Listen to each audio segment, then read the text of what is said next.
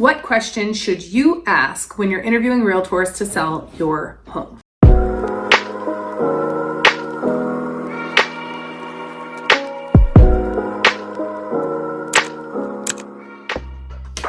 Obviously, your home is your largest asset. It is probably one of the biggest transactions you're ever going to have in your life. For most people, it is the biggest transaction they're ever going to have in their life. And so it's incredibly important that you put that in the hands of the right person. In addition to the financial part of it, it's also a very sensitive transaction for a lot of reasons. Like maybe you're selling a home because you lost somebody. Maybe you're selling a home because you're getting married, or you're getting divorced, or you have kids, or you just need more space. Either way, it's a vulnerable time in a vulnerable transaction where you have to allow people into your home to view it, to hopefully purchase it. There's also a lot that goes into preparing to sell your home. So while we're trying to make sure that we can help you net top dollar for your home when it sells, we also want to be really, really sensitive of all the things that cause you to sell a home and the amount of stress that you're going to be under, and how we can make it as easy as possible for you. And all of those things are equally important. So one of the first questions I think anybody always should ask a realtor when they're interviewing someone for the job to sell their home is, what do you do to market my home that's different than anybody else? Most realtors, I would go with 90% plus, and yes, I just made that statistic up now, but it is a large percentage of realtors just put your home in the MLS. Just because it's going to cost you less on the commission does not mean you're going to walk away with more money in your pocket. It is incredibly important that you understand that if your realtor can sell your home for more, even if the commission's higher than some of the discount brokers available, it's going to mean more to you to walk away with more money in your pocket than it is to save money on the commission. And so if you are unsure of what that means or what that looks like, I would recommend at least having a conversation. Most realtors, I certainly do, have charts or graphs or some kind of evidence and proof if their homes are selling more. I know our homes generally sell for 2% higher than the market average. So it's because of the marketing and the things that we do to prepare our homes for market and then to help present them in their best light. The next thing you want to ask your realtor is how they handle showing requests. Showing requests are really, really sensitive because, again, you're trying to manage your schedule. Are they, questioning you about how much time you need to prepare for a showing? You obviously need to get the kids and the dogs and yourself out of the home. You need to make sure it's showing ready. Granted, once you list a home, it's much easier to keep it showing ready than it is to get it showing ready. And so ideally, after pictures, you would keep it as close to that as you can. Also, if you're living in the home, that's not always 100% realistic. And so how much time do you need to adequately prepare for showings to make sure that your home is being presented the best way? How are showings being requested? Are you the one confirming them? Is your realtor confirming them? Is there any kind of record of what kind of showings there are? Is there a record of who's entering your home? How is that being tracked? All of those things in regard to showings are incredibly important, and asking your realtor about how they, again, manage showing requests and showings, and then the feedback on showings is incredibly important. Which brings me to the next most important question, communication. The biggest complaint, statistically, I don't know the percentage, but the biggest complaint that people have in general about their real estate transaction is specifically that their realtor didn't communicate with them adequately. This goes from the time you are signing a listing agreement and preparing the home for market, through the listing process, and then through the transaction process. You really want to know that you're working with somebody who's going to keep you in the loop. We personally have a once a week rule, essentially. Every Tuesday, because Mondays get crazy and sometimes there's more information I need before I follow up with my clients, every Tuesday, whether there's an update or not, they know they're going to hear something from me. It's either an update on showing feedback or what I was and wasn't able to acquire. It's an update on what the market is telling us about their listing.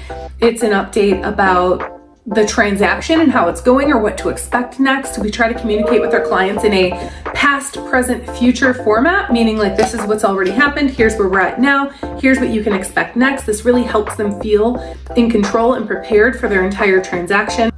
And even if we don't have an update, again, they're getting something from me, a call, a text, whatever their preferred method of communication is, saying, hey, no update, but I'm here. There's just nothing to update you on. Do you have any questions? It is incredibly important that you have somebody who's going to give you that kind of security through your transaction. The next most important question I would be asking a realtor is specifically, what kind of strategies do they have in place in regard to pricing? Pricing a home is not like pricing an item in a grocery store. You're not slapping a tag on it and it sells for that price no matter what. There's very much strategy involved.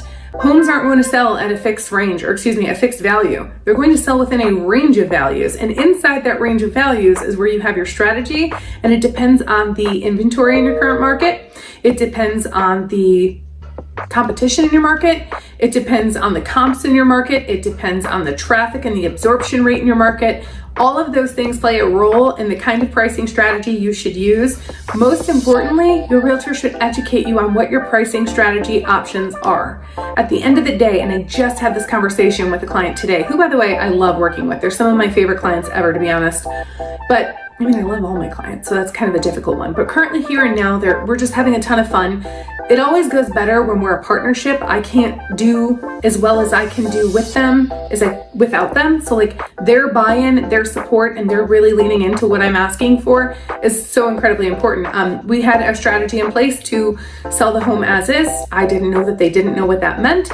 We had agreed to do an inspection and put the report in the MLS. I thought we actually weren't on the same page with that at all. They didn't want to provide the report. They just wanted to make sure that they felt like good people and repaired the things that needed to be repaired. And they don't want the report in the MLS. And so we had to talk through the pros and the cons of that. Frankly, my advice of what I would do in that scenario isn't what they wanted to do. But the reality is, just because your realtor is a professional and has a lot of experience and has seen a million transactions, doesn't mean that the best advice they give can't backfire. There are so many uncontrollables in real estate. You have to consider the fact that if something feels really, really good to you or really, really bad to you, you really should listen to your gut. It doesn't matter if it's against what your realtor is saying. You have to listen to your gut, because no matter what, again, my best advice, you could follow it to a T and it could still backfire because of all of the uncontrollables in real estate. You could also do the exact opposite of what I say. And while most of the time that's not going to be a great idea, there's also scenarios where that really was the thing that worked best. And so again, hands down, no questions asked.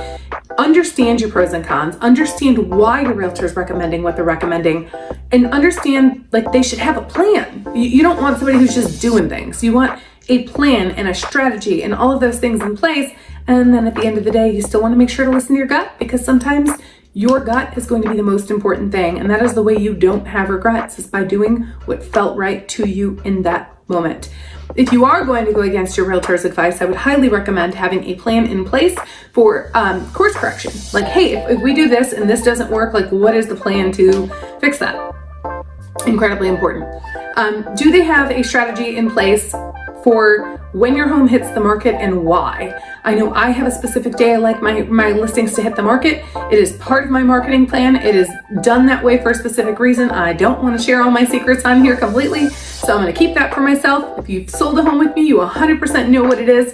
But at the end of the day, like, are we just throwing it in to throw it in? There is a lot of things that are, again, uncontrollables, right? You may need to sell really fast and I can't get it into a different day, or I'd have to wait a whole extra week. And there are scenarios where we bend the rules. It's important that we understand why we prefer what we prefer and why we choose what we choose and how it can impact the scenario. We 100% lay out what a perfect scenario is, and then we work with what we have. No two transactions are going to be the same. No transaction is going to be perfect. We do the best we can to do absolutely perfect. In fact, this is a perfect example. The same client I'm speaking of was at the home getting really prepared for pictures. They worked their freaking tails off. They worked so hard. And then they sent me a bunch of pictures of everything. We were commenting back and forth. I'm like, hey, maybe you should do this too, or whatever. And she just did such a great job. She sent me pictures at the end of the day, and it was of a messy corner of a closet. And she's like, I'm running out of steam. And there was like a stack of pictures because I was in another appointment. I come out of the appointment, I responded, I told her, you did a great job. It all looks lovely. And she responded again and she said, even the messy corner in the closet? And my response to her was, well, if you want me to be honest, no, I don't love the messy corner in the closet. However, we only have so much time to prepare to get on the market on the day that we want to get on the market. And you did the best you could. So what am I going to do? Complain? It doesn't need to be in the photos. You have a little bit of extra time to handle it another day if you want to. You're running out of steam today and you did the best you could. We're almost ready. And she felt really good and really comforted. And it's those little things that your realtor can do for you. Like, what is their plan? That's another question you could be asking. What is their plan when things don't go perfectly? You've given me instructions to prepare for photos. I unfortunately didn't prepare the way you wanted to. What's the plan? Are you gonna show up and not take them? Are you gonna try to help me get ready? Where are the lines between, and both scenarios are possible. I've showed up and had people be so far from ready that there was no way that I could assist them in getting ready for their photos. And so we needed to reschedule to make sure we did the best thing for them. There's also been scenarios where I've shown up and it was difficult, but that home had to hit the market no matter what. And so we took the photos that day and then we took some more the next week when they were more ready. Like, every scenario is different. I'm going to give you your best case scenario and your worst case scenario and the pros and cons, and we're gonna make decisions together. Certainly there are more things you could ask your realtor, and if you'd like a more comprehensive list of the questions that you can ask a realtor that you're listening, make sure to download my free ebook, www.savvysellersguide.com. You will get basically all the information I think you need to prepare for interviewing an agent. Even more so, you get a lot of tools and resources for how to prepare your home for market.